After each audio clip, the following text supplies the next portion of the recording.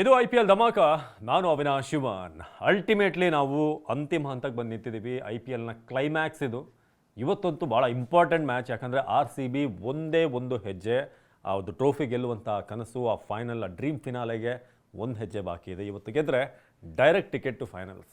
So ಹಾಗಾಗಿ ಏನಾಗುತ್ತೆ 29ನೇ ತಾರೀಕು ಎಲ್ಲರೂ ಕೂಡ ಕಾಯ್ತಾ ಇದ್ವಿ. ಮೊನ್ನೆ ಒಂದು ರೋಮಾಂಚಕಾರಿ ವಿನ್. ಯಾರೂ ಕೂಡ ಅಂದ್ಕೊಂಡಿರಲಿಲ್ಲ ಮೊನ್ನೆ ಮ್ಯಾಚ್ ನಾವು ಗೆಲ್ತೀವಿ ಅಂತ. ಒಂದು ಹಂತದಲ್ಲಿ ಕೈ ಮೀರಿ ಹೋಗ್ತಾ ಇದೆ ಮ್ಯಾಚ್ ಅಂತ ಅಂದಾಗ ಜಿತೇಶ್ ಶರ್ಮಾ ಒಂದು ಮ್ಯಾಜಿಕಲ್ ಇನ್ನಿಂಗ್ಸನ್ನು, ಒಂದು ಬ್ಲೈಂಡರ್ನ ಆಡ್ತಾರೆ.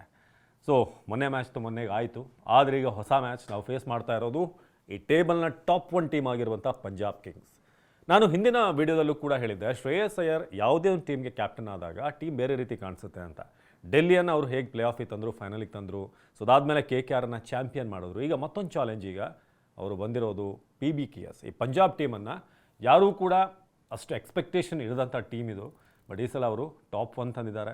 ಅವರು ಕೂಡ ಒಂದು ಹೆಜ್ಜೆ ಹತ್ತಿರದಲ್ಲಿದ್ದಾರೆ. ಯಾಕಂದರೆ ಎರಡೂ ಟೀಮ್ಗಳು ಕೂಡ 18 ವರ್ಷಗಳಿಂದ ಕಪ್ಪನ್ನು ಗೆದ್ದಿಲ್ಲ. ಯಾರೇ ಫೈನಲ್ಗೆ ಹೋಗಿ ಗೆದ್ದರೂ ಕೂಡ ಅದೊಂದು ಫಸ್ಟ್ ಟೈಮ್ ಚಾಂಪಿಯನ್ ಆಗುತ್ತೆ. ಸೊ RCBಗೆ ಭಾಳ ಮುಖ್ಯ ಇವತ್ತಿನ ಮ್ಯಾಚ್. ಯಾಕೆ ಅಂತಂದರೆ ಹಿಂದಿನ ಮ್ಯಾಚ್ಗಳಲ್ಲಿ ನಾವು ಒಂದಷ್ಟು ಅಪ್ಸ್ ಆ್ಯಂಡ್ ಡೌನ್ಸ್ ಆಗಿದೆ. KKR ಮೇಲೆ ಮಳೆ ಬಿತ್ತು, ಅದಾದಮೇಲೆ SRH ಮೇಲೆ ನಾವು ಸೋತ್ವಿ. ಲಾಸ್ಟ್ ಮ್ಯಾಚ್ ಅಂತೂ ಭಾಳ ಅದ್ಭುತವಾದಂಥ ಒಂದು ಗೆಲುವು. ಸೊ ಆ ಒಂದು ಕಾನ್ಫಿಡೆನ್ಸ್ ಜಿತೇಶ್ ಶರ್ಮಾ ಹೇಳ್ತಾ ಇದ್ರು. ಯಾವತ್ತೂ ಕೂಡ ಒಂದು ಸೋತಾಗ ನಮಗೊಂದು ಪಾಠ ಕಲಿಯೋದಿರುತ್ತೆ. ಮುಂದಿನ ಮ್ಯಾಚಲ್ಲಿ ನಾವೇನು ಬದಲಾವಣೆ ಮಾಡ್ಕೊಳ್ಬೋದು, ಎಲ್ಲಿ ತಪ್ಪು ಮಾಡಿದ್ದೀವಿ ಅದನ್ನು ಸರಿ ಮಾಡ್ಕೊಳ್ಬೋದು ಅಂತ. ಆ ತಪ್ಪನ್ನು ಸರಿ ಮಾಡ್ಕೊಂಡು ಈಗ RCB ಪಂಜಾಬ್ ಟೀಮನ್ನು ಫೇಸ್ ಮಾಡೋಕ್ಕೆ ರೆಡಿ ಆಗ್ತಿದೆ. ಬನ್ನಿ ಹಾಗಾದರೆ ಎರಡೂ ಟೀಮ್ಗಳ ಒಂದು ಫೇಸ್ ಟು ಫೇಸ್ ಹೇಗಿದೆ. ಇದುವರೆಗೆ ಆಡಿರುವಂಥ ಮ್ಯಾಚ್ನಲ್ಲಿ 18-17 ಇದೆ. ಪಂಜಾಬ್ 18, ನಾವು 17 ಅನ್ನೋ ರೀತಿಯಾಗಿ ಕಾಂಬಿನೇಷನ್ಸ್ ಇದೆ. ಈಗ ಅಂದರೆ ಹೆಡ್ ಟು ಹೆಡ್ ರೆಕಾರ್ಡ್ಸ್ ಇದೆ. ಇವತ್ತು ನಡೀತಿರುವಂಥ ಒಂದು ಪಿಚ್ ಬಂದು ಮುಲ್ಲಾನ್ಪುರ್, ನ್ಯೂ ಚಂಡೀಗಢ್ನಲ್ಲಿ ಆಗ್ತಿರುವಂಥ ಮ್ಯಾಚ್. ಇಲ್ಲಿನ ಹಿಂದಿನ 2 ಮ್ಯಾಚ್ಗಳನ್ನು ನೋಡಿದ್ರೆ ಇದೇ ಪಿಚ್ಚಲ್ಲಿ KKR 111ಕ್ಕೆ ಪಂಜಾಬ್ನ ಆಲ್ಔಟ್ ಮಾಡಿತ್ತು. ಆ ಮ್ಯಾಚ್ ನಿಮಗೆ ಚೆನ್ನಾಗಿ ನೆನಪಿರುತ್ತೆ. ಅದಾದಮೇಲೆ ಅವರು ಬ್ಯಾಟಿಂಗ್ ಬರ್ತಾರೆ, ಅವರು ಕೂಡ ನಂತರ 95ಗೆ ಆಲ್ಔಟ್ ಆಗ್ತಾರೆ. ಸೊ ಹೀಗೆ ಒಂದು ಲೋ ಸ್ಕೋರನ್ನು ಕಂಡಂಥ ಮ್ಯಾಚ್. ಅದರ ಹಿಂದಿನ ನೆಕ್ಸ್ಟ್ ಮ್ಯಾಚ್ ಬಂದು 157ಕ್ಕೆ ಆಲ್ಔಟ್ ಆಗುತ್ತೆ. ಹಾಗಾಗಿ ಇತ್ತೀಚಿನ ಯಾವುದೇ ಮ್ಯಾಚಲ್ಲೂ ಕೂಡ ಬಿಗ್ ಸ್ಕೋರ್ ಬಂದಿಲ್ಲ. ನೀವು ಮೊನ್ನೆ ಒಂದು 4-5 ಮ್ಯಾಚ್ಗಳನ್ನು ಗಮನಿಸಿದ್ರೆ ಎಲ್ಲದರಲ್ಲೂ ಕೂಡ 200, 220, 230 ಈ ಥರ ಸ್ಕೋರ್ಗಳು ಬಂದಿತ್ತು. ಆದರೆ ಚಂಡೀಗಢನ ಇವತ್ತಿನ ಪಿಚ್ ಈ ಹಿಂದಿನ 2 ಮ್ಯಾಚ್ ರೀತಿ ಪಿಚ್ ಇದ್ದರೆ ಇದೊಂದು 150, 170 ಪಿಚ್ ಆಗಿರುತ್ತೆ. ಇಲ್ಲ ನಾವು ಪ್ಲೇ ಆಫ್ಗೆ ಅಂತ ಹೇಳಿ ಸ್ವಲ್ಪ ರನ್ ಬರುವಂಥ ಎಂಟರ್ಟೈನಿಂಗ್ ಆಗಿರುವಂಥ ಪಿಚ್ಚನ್ನು ಮಾಡ್ತೀವಿ ಅಂತಂದರೆ ಮೇ ಬಿ ಒಂದು 200 ಬರ್ಬೋದೇನೋ. ಯಾಕಂದರೆ ಹಿಂದೆ ಆಡಿರುವಂಥ 2 ಮ್ಯಾಚ್ಗಳಲ್ಲಿ ಹೇಳಿದ 2 ಮ್ಯಾಚ್ ಬಿಟ್ಟು ಅದರ ಹಿಂದಿನ 2 ಮ್ಯಾಚ್ಗಳಲ್ಲಿ 200+ ಬಂದಿದೆ. ಸೊ ಹಾಗಾಗಿ ಇಲ್ಲಿ ಟಾಸ್ ಭಾಳ ಮುಖ್ಯ ಆಗುತ್ತೆ. ಯಾಕಂದರೆ ಈ ಆಲ್ಮೋಸ್ಟ್ ನಾವು ನೋಡಿದಾಗ ಈ ಪಿಚ್ನಲ್ಲಿ ಲಾಸ್ಟ್ 4 ಮ್ಯಾಚಲ್ಲಿ ಫಸ್ಟ್ ಬ್ಯಾಟಿಂಗ್ ಮಾಡಿದಂಥವ್ರು 3 ಮ್ಯಾಚ್ ಗೆದ್ದಿದ್ದಾರೆ, ಚೇಸಿಂಗ್ ಮಾಡಿದ್ದು 1 ಗೆದ್ದಿದೆ. ಲಾಸ್ಟ್ 4 ಮ್ಯಾಚಲ್ಲಿ ನಾವು ನೋಡಿದ್ರೆ ಇದುವರೆಗೆ IPL ಆಡಿರೋದು 4 ಮ್ಯಾಚಲ್ಲಿ 3 ಫಸ್ಟ್ ಬ್ಯಾಟಿಂಗ್ ಮಾಡಿದಂಥ ಟೀಮ್ ಗೆದ್ದಿದೆ, ಚೇಸ್ ಮಾಡಿದ್ದು 1. ಹಾಗಾಗಿ ಫಸ್ಟ್ ಬ್ಯಾಟಿಂಗ್ ಮಾಡೋದು ಒಳ್ಳೆಯದಾ ಅಥವಾ ಚೇಸಿಂಗ್ ಮಾಡೋದು ಒಳ್ಳೆಯದಾ ಅನ್ನೋದು ಕನ್ಫ್ಯೂಷನ್ಸ್ ಖಂಡಿತ ಇರುತ್ತೆ. ಆ ಒಂದು ಪಿಚ್ ಕಂಡೀಷನ್ ನೋಡಿ ನಿರ್ಧಾರ ಮಾಡ್ತಾರೆ. ಸೊ ಇನ್ನು ಭಾಳ ಮುಖ್ಯವಾಗಿ ಪಂಜಾಬ್ ಮತ್ತು ನಾವು ಈ ಒಂದು ಟೂರ್ನಮೆಂಟಲ್ಲಿ 2 ಮ್ಯಾಚ್ ಆಡಿದ್ದೀವಿ. ಬೆಂಗಳೂರಿಗೆ ಬಂದು ಅವ್ರು ನಮ್ಮನ್ನು ಸೋಲಿಸಿದ್ರು. ಸೊ ಅದಾದಮೇಲೆ ನಾವು ಹೋಗಿ ಅವರ ಪಿಚ್ನಲ್ಲಿ ಅವ್ರನ್ನ ಸೋಲಿಸಿದ್ವಿ. ಅದಾದಮೇಲೆ ಆದಂಥ ಒಂದಷ್ಟು ಕಾಂಟ್ರವರ್ಸಿಗಳು ಕೂಡ ನಿಮಗೆ ಗೊತ್ತು. ಹೇಗೆ ವಿರಾಟ್ ಕೊಹ್ಲಿ ಶ್ರೇಯಸ್ ಅಯ್ಯರ್ ಮುಂದೆ ಹೋಗಿ ಸೆಲೆಬ್ರೇಷನ್ ಮಾಡಿದ್ರು. ಸೊ ಅದಕ್ಕೇನಾದರೂ ಕೌಂಟ್ರ್ ಕೊಡುವಂಥ ಪ್ರಯತ್ನ ಶ್ರೇಯಸ್ ಅಯ್ಯರ್ ಕಡೆಯಿಂದ ಆಗುತ್ತಾ, ಅದನ್ನು ಮೈಂಡಲ್ಲಿ ಇಟ್ಕೊಂಡು ಇವತ್ತು ನಾವು ಸೋಲಿಸಬೇಕು, ಫೈನಲ್ಗೆ ಹೋಗಬೇಕು ಅನ್ನೋ ಲೆಕ್ಕಾಚಾರ ಹಾಕುತ್ತಾ ಅನ್ನೋದು. ಇನ್ನು 2 ಟೀಮ್ಗಳ 11 ಹೇಗಿದೆ ಅಂತ ನೋಡಿದ್ರೆ ಅವರಲ್ಲೂ ಕೂಡ ಇಂಜುರಿಯಿಂದ ಕಮ್ಬ್ಯಾಕ್ ಮಾಡ್ತಿರುವಂಥ ಪ್ಲೇಯರ್ ಇದ್ದಾರೆ. ನಮ್ಮಲ್ಲೂ ಕೂಡ ನಮ್ಮ ಟ್ರಂಪ್ ಕಾರ್ಡ್ ಇಂಜುರಿಯಿಂದ ವಾಪಸ್ ಬರುವಂಥ ನಿರೀಕ್ಷೆ ಇದೆ ಟೀಮ್ಗೆ. ಪಂಜಾಬ್ ಟೀಮಲ್ಲಿ ಚಹಲ್, ನಮ್ಮ ಟೀಮಲ್ಲಿ ಹೇಸಲ್ವುಡ್. ಇಬ್ಬರೂ ಕೂಡ 2 ಟೀಮ್ಗೂ ಕೂಡ ಬ್ಯಾಕ್ ಬೋನ್ಗಳು. ಒಂದು ಕಡೆ ಸ್ಪಿನ್ನಿಗೆ ಚಹಲ್, ಇನ್ನೊಂದು ಕಡೆ ಪೇಸ್ ಅಟ್ಯಾಕ್ಗೆ ಹೇಸಲ್ವುಡ್. ಹಾಗಾಗಿ 2 ಟೀಮ್ಗಳು ಕೂಡ ಸ್ವಲ್ಪ ಆರಾಮಾಗಿರ್ತಾರೆ. ಕೆಲವೊಂದು ಪ್ಲೇಯರ್ಗಳು ಹೊರಗಡೆ ಹೋಗಿದ್ದಾರೆ. ಯಾನ್ಸನ್ ಹೊರಗಡೆ ಹೋಗಿದ್ದಾರೆ ಅವ್ರ ಟೀಮಲ್ಲಿ. ಸೊ ನಮ್ಮಲ್ಲಿ ಲುಂಗಿ ಎಂಗಡಿ ಹೊರಗಡೆ ಹೋಗಿದ್ದಾರೆ, ಬೆತ್ತಲಿಲ್ಲ. ಸೊ ಆ ಕಾರಣಕ್ಕೆ 2 ಟೀಮಲ್ಲೂ ಕೂಡ ಇನ್ ಆ್ಯಂಡ್ ಔಟ್ ಆಗಿರೋದು ನಾವು ನೋಡ್ತಾ ಇದ್ದೀವಿ. ಸೊ ಇನ್ನು 11 ಹೇಗಿರುತ್ತೆ ಅಂತಂದರೆ ಅವರ ಬ್ಯಾಟಿಂಗ್ ಲೈನಪ್ ನಿಮಗೆಲ್ಲ ಗೊತ್ತಿದೆ. ಪ್ರಿಯಾಂಶ್ ಆರ್ಯ, ಪ್ರಭ್ಸಿಮ್ರನ್ ಸಿಂಗ್, ಅದಾದಮೇಲೆ ಜಾಶ್ ಇಂಗ್ಲಿಸ್. ಲಾಸ್ಟ್ ಮ್ಯಾಚಲ್ಲಿ ಯಾರೂ ಕೂಡ ನಿರೀಕ್ಷೆ ಮಾಡಿದಂಥ ಒಂದು ಟರ್ನನ್ನು ಕೊಟ್ಟರು ಅವ್ರಿಗೆ. ಒಂದು ಅದ್ಭುತವಾದಂಥ ಚೇಸ್ ಮಾಡಿದ್ರು ಅವರು.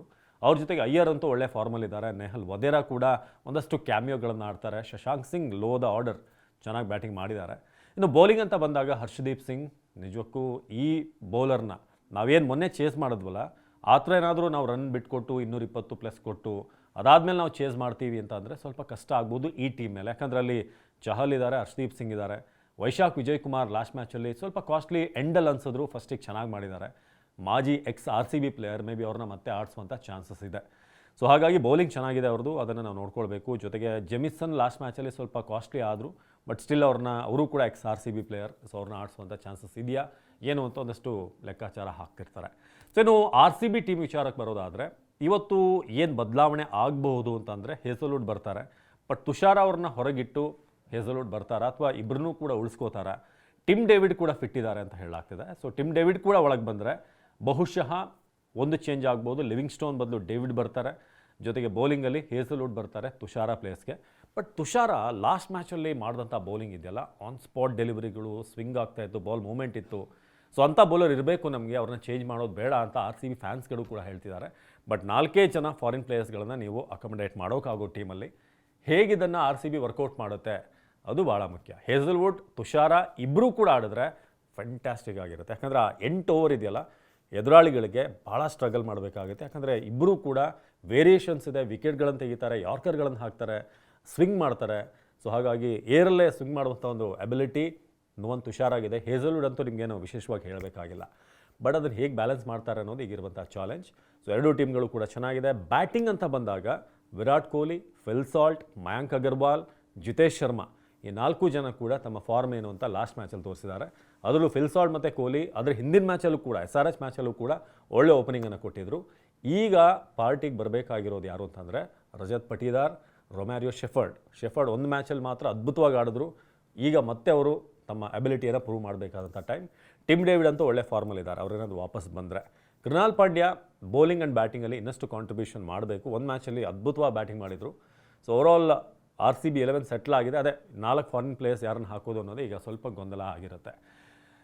ನೋಡೋಣ ಏನಾಗುತ್ತೆ ಇವತ್ತಿನ ಮ್ಯಾಚ್. ನಾವಂತೂ ತುಂಬ ಎಕ್ಸೈಟೆಡ್ ಆಗಿದ್ದೀವಿ, ನೀವಂತೂ ಕಾಯ್ತಾ ಇರ್ತೀರಿ ಯಾವಾಗ 7-7:30 ಆಗುತ್ತೆ ಇವತ್ತು ಮ್ಯಾಚ್ ಅಂತ, ಮ್ಯಾಚ್ ಯಾವಾಗ ಸ್ಟಾರ್ಟ್ ಆಗುತ್ತೆ ಅಂತ. ನಿಮ್ಮ ಪ್ರಕಾರ ಏನಾಗುತ್ತೆ ಇವತ್ತು ಮ್ಯಾಚಲ್ಲಿ? ಒಂದು ವೇಳೆ ನಾವು ಟಾಸ್ ವಿನ್ ಆಗಿ ಬ್ಯಾಟಿಂಗ್ ತೊಗೊಳ್ಬೇಕಾ ಬೌಲಿಂಗ್ ತೊಗೊಳ್ಬೇಕಾ? ಬ್ಯಾಟಿಂಗ್ ತೊಗೊಂಡ್ರೆ ಎಷ್ಟು ರನ್ ಗಳಿಸ್ಬೇಕು, ಬೌಲಿಂಗ್ ತೊಗೊಂಡ್ರೆ ಎಷ್ಟಕ್ಕೆ ಅವ್ರನ್ನ ರಿಸ್ಟ್ರಿಕ್ಟ್ ಮಾಡಬೇಕು ಅಂತ. ಸೊ ನಮ್ಮ ಲೆಕ್ಕಾಚಾರದ ಪ್ರಕಾರ ಏನಾದರೂ ನಾವು ಫಸ್ಟ್ ಬ್ಯಾಟಿಂಗ್ ಮಾಡಿದ್ರೆ 200+ ಬೇಕೇ ಬೇಕು ಪಂಜಾಬ್ಗಿರುವಂಥ ಬ್ಯಾಟಿಂಗ್ ಸ್ಟ್ರೆಂತ್ಗೆ. ಬೌಲಿಂಗ್ ಅಂತ ನಾವೇನಾದರೂ ಮಾಡಿದ್ರೆ ಅವ್ರನ್ನ ಒಂದು 160, 170, ಮ್ಯಾಕ್ಸ್ 180 ಅವ್ರನ್ನ ಕಟ್ ಹಾಕಲೇಬೇಕು. ಇದಾಗಿತ್ತು ಇವತ್ತಿನ ಮ್ಯಾಚ್ನ ಪ್ರಿವ್ಯೂ. ನಿರಂತರ ಸುದ್ದಿಗಾಗಿ ನೋಡ್ತಾ ಇರಿ TV9.